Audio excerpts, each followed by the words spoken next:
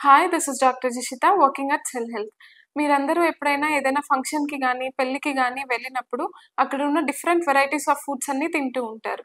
లేదా జంక్ గానీ, పిజ్జాలు, సమోసాలు ఇలాంటివన్నీ తింటూ ఉంటారు. కానీ ఆ తర్వాత ఒక 2, 3 డేస్ అందరూ బాత్రూమ్‌లో సఫర్ అవ్వాల్సిందే. దీనికి మెయిన్ రీజన్ ఏంటి అనంటే లో ఫైబర్ ఫుడ్ తినడమే. ఇదే తర్వాత మెల్లమెల్లగా మనకి కాన్‌స్టిపేషన్‌కి దారితీస్తూ ఉంటది. మనం తీసుకునే ఆహారంలో ఉండే పీచు పదార్థాలు రెగ్యులర్ బవల్ మూవ్‌మెంట్స్‌ని కంట్రోల్ చేయడంలో మేజర్ రోల్ ప్లే చేస్తూ ఉంటది. ఎప్పుడైతే మనం తీసుకునే ఆహారంలో ఫైబర్ కంటెంట్ అనేది తక్కువగా ఉంటుందో, గట్‌లో చాలా మార్పులు జరిగి ఇది ఫర్దర్‌గా మనకి కాన్‌స్టిపేషన్‌కి దారితీస్తూ ఉంటది. ముందుగా ఈ ఫైబర్ అనేది మనకి కాన్‌స్టిపేషన్ రిలీవ్ చేయడానికి ఎలా హెల్ప్ అవుతుంది అనేది తెలుసుకుందాం. మనం తీసుకునే ఆకుకూరలు, కూరగాయలు, పండ్లు, హోల్ గ్రెయిన్స్ వీటన్నిటిలో ఫైబర్ కంటెంట్ అనేది చాలా ఎక్కువ మోతాదులో ఉంటది. సో, ఎప్పుడైతే మనం ఫైబర్ రిచ్ ఉన్న ఆహారం తీసుకుంటామో, ఇది వాటర్‌ని అబ్జార్బ్ చేయడంలో హెల్ప్ చేసి మోషన్‌కి ఒక బల్క్‌ని యాడ్ చేస్తూ ఉంటది. ఇలా జరిగినప్పుడు ఏమవుతుంది అనంటే, ఇది స్ట్రెచ్ రిసెప్టార్స్‌ని స్టిమ్యులేట్ చేసి ప్రేగుల కదలికలను పెంచుతూ ఉంటది. అంటే మలానికి ఒక పుష్ అనేది క్రియేట్ చేస్తూ ఉంటది. ఇది కాకుండా మలం చుట్టూ ఒక సాఫ్ట్ జెల్ మ్యాట్రిక్స్ లాంటి లేయర్ ఫార్మ్ అయ్యి, మలం స్మూత్‌గా, ఈజీగా బయటికి రావడానికి ఫైబర్ కంటెంట్ అనేది హెల్ప్ అవుతూ ఉంటది. ఇంకా ఈ ఫైబర్ వల్ల మనకి గట్ మైక్రోబయోటాకి కూడా ఆహారంగా ఇది యూజ్ అవుతూ ఉంటదనమాట. ఎప్పుడైతే ఈ ఫైబర్‌ని గట్ మైక్రోబయోమ్ అనేది ఆహారంగా తీసుకుంటుందో, దానివల్ల షార్ట్ చైన్ ఫ్యాటీ యాసిడ్స్ అనేది ఫార్మ్ అయ్యి, ఇది ఇంకా మలాన్ని ఎలిమినేట్ చేయడంలో మనకి మేజర్ రోల్ ప్లే చేస్తూ ఉంటది. ఎప్పుడైతే మనం ఫైబర్ తక్కువగా ఉన్న ఆహారం తీసుకుంటామో, వాటర్ అబ్జార్ప్షన్ అనేది సరిగ్గా ఉండదు కాబట్టి, మలంలో మనకి ఈ బల్క్ యాడప్ అనేది ఉండదు. దీనివల్ల మనకేం జరుగుతుంది, మలం అనేది డ్రైగా అవ్వడం స్టార్ట్ అవుతూ ఉంటది.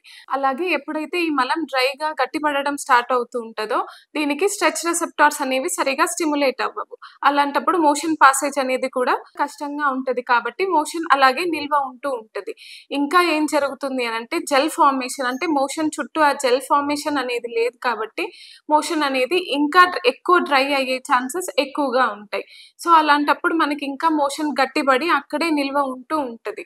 సో, ఎప్పుడైతే మోషన్ అనేది అలాగే గట్టిపడి అక్కడే నిల్వ ఉంటుందో, దాంట్లో ఉన్న కొంచెం క్వాంటిటీ ఆఫ్ వాటర్ అనేది కూడా రీఅబ్సార్బ్ అయిపోతూ ఉంటది.